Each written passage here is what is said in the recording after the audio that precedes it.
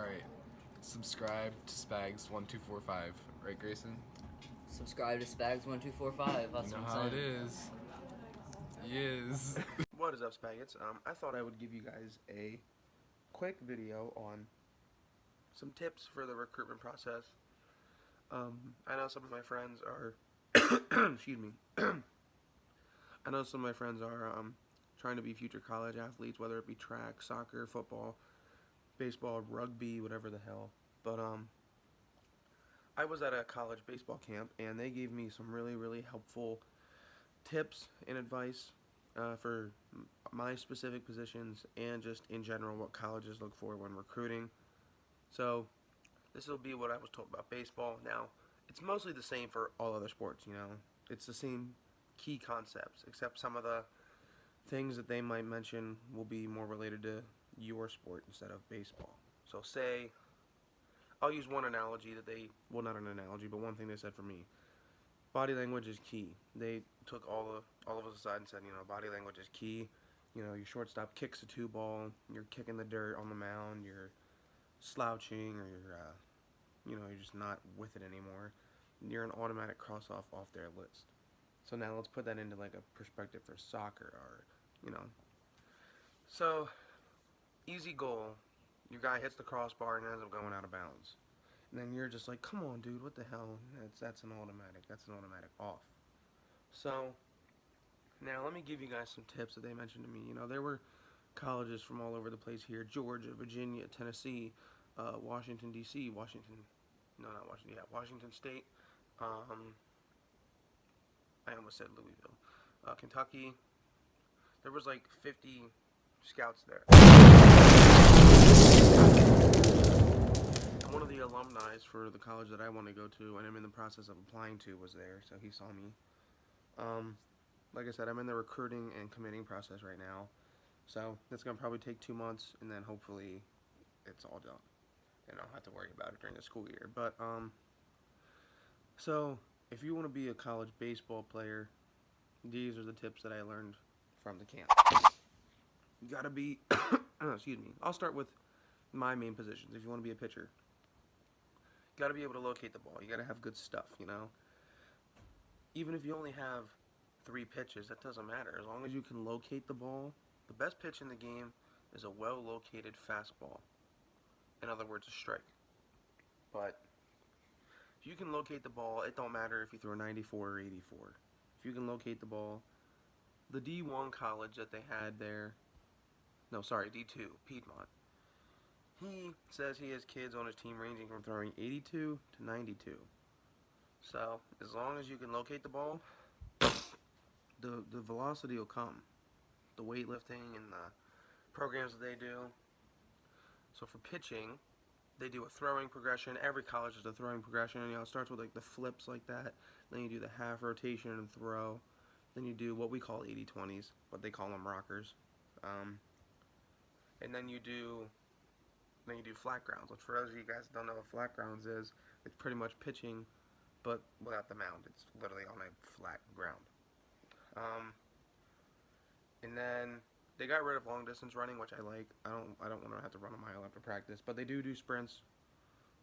And sprints isn't bad. I mean, if you're a pitcher, you're gonna have to run and ice a lot because of the lactic acid buildup. But anyway, so pitchers, you got to be able to control the running game too. You don't have to pick them off. The coach said if you're gonna pick off to get outs, that's when you start to lose control. You just got to pick off to control the running game. The Piedmont coach there, they've led the country in stolen bases the last 2 years. They were really, really aggressive. And the Lynchburg head coach played for the Rockies, MLB and AAA, so he knows his shit. But you have to be able to control the running game. You have to not let stuff get to your head. Like I said, body language is key. You have to be able to pick up your teammates, because honestly, they're not the only ones going to be making errors. You yourself will make errors, whether you think you will or not. And hitting, they look for toughness. Like in the game, I went 1 for 1. I got hit by a pitch, like right. Let me see, like right here. You don't see it. I was trying to point to it, but I got hit by a pitch there, and then I fouled one off my shin. And honestly, I didn't even feel it, but you should have heard the scout say, "Ooh," when I got hit by a pitch. That was funny.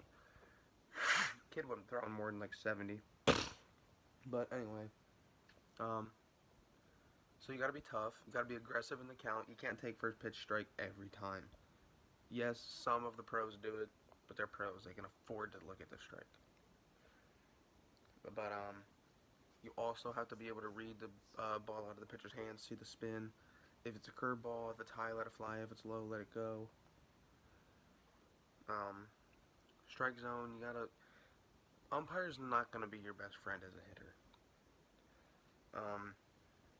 Alright, so now on to first base. First base, you gotta be able to make picks. I mean, they understand that some take really, really poor hops, or even if you just keep it in front of you and you don't make the play, that's okay, because you prevented the guy from advancing a base.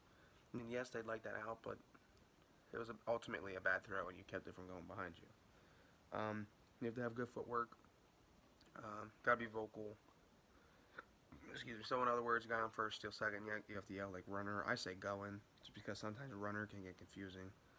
Because there's those kids that'll like start to go and then they'll come back, and then they throw it to second for no reason. So I just say going. Also hitting. They look.